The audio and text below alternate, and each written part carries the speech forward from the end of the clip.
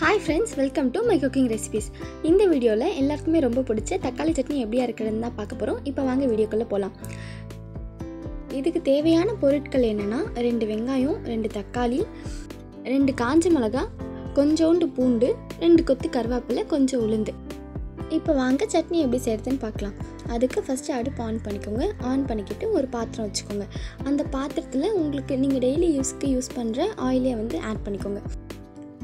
நீங்கள் வெங்காயம் தக்காளி எவ்வளோ எடுத்து வச்சுருக்கீங்களோ அதுக்கு தகுந்த மாதிரி நீங்கள் ஆயில் ஆட் பண்ணிக்கோங்க. ஒருவேளை அதிகமாக எடுத்துருக்கீங்க அப்படின்னா அதுக்கு அந்த அளவுக்கு போட்டுக்கோங்க. கம்மியாக தான் எடுத்துருக்கீங்க அப்படின்னா ஒரு 2 ஸ்பூன் 3 ஸ்பூன் அது அளவுக்கே போதும். இந்த மாதிரி போட்டுட்டு நெக்ஸ்ட் கொஞ்சோண்டு கருவேப்பிலை எடுத்து அந்த எண்ணெயிலே போட்டு கொஞ்சம் லைட்டாக வறுத்துக்கோங்க. கருவேப்பிலை இந்த மாதிரி ஸ்டார்டிங்காக வறுத்துட்டிங்கன்னா அரைக்கும் போது அந்த ஃப்ளேவர் ரொம்ப சூப்பராக இருக்கும். அதனால தான் இந்த மாதிரி எண்ணெயிலே போட்டு நம்ம எடுத்துக்கிறோம். எடுத்துக்கிட்டு அதை ஒரு பிளேட்டில் தனியாக மாற்றி எடுத்து வச்சுருங்க. எடுத்து வச்சுட்டு நெக்ஸ்ட் பார்த்திங்கன்னா காஞ்ச மிளகா, அந்த காஞ்ச மிளகாயை அது கூடயே போட்டு வறுத்துருங்க. எல்லாமே இந்த மாதிரி தனித்தனியாக போட்டு எடுத்து வச்சுக்கோங்க. அது கொஞ்சம் கரெக்டாக ப்ரௌனான கலருக்கு வர அளவுக்கு இந்த மாதிரி கொஞ்சம் நல்லா ஃப்ரை பண்ணிவிட்டு அதுக்கப்புறம் அதையும் எடுத்து தனியாக ஒரு பிளேட்டில் நம்ம ட்ரான்ஸ்ஃபர் பண்ணி வச்சுக்கலாம்.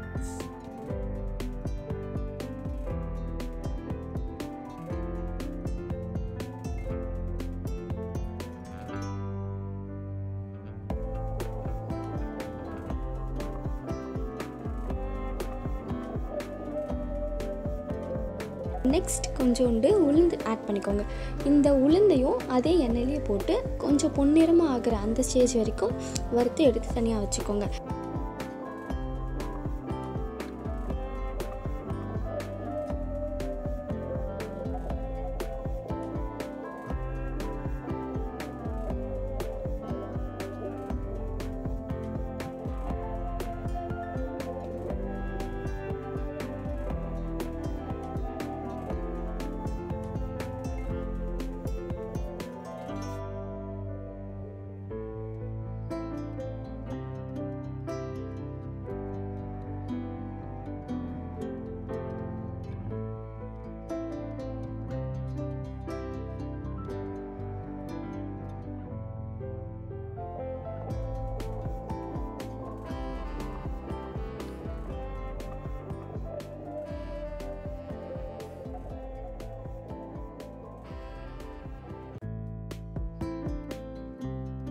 நெக்ஸ்ட் பூண்டு, வெங்காயம், தக்காளி இது மூணுத்தையும் ஒன்றாவே போட்டு கொஞ்சம் நல்லா வதக்கி எடுத்துக்கோங்க. அந்த பச்சை வாசனைலாம் போயிட்டு கொஞ்சம் வதங்கி வர அளவுக்கு இது எல்லாமே போட்டு வதக்கி அதையும் தனியாக எடுத்து வச்சுக்கோங்க.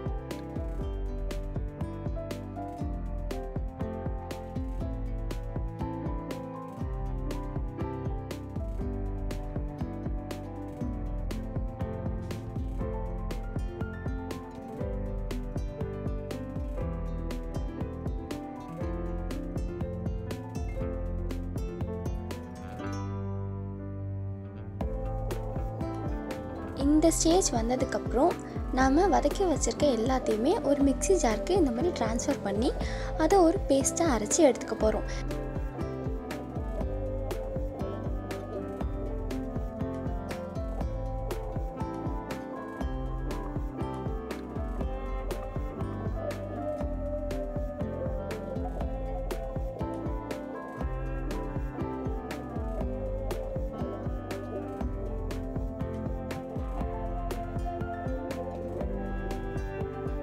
அரைக்கும்போது கொஞ்சோண்டு உப்பு சேர்த்து அரைச்சிக்கோங்க. தண்ணி வேணும்னாலும் நீங்கள் தண்ணி கொஞ்சோண்டு ஆட் பண்ணிவிட்டு அரைச்சிக்கலாம்.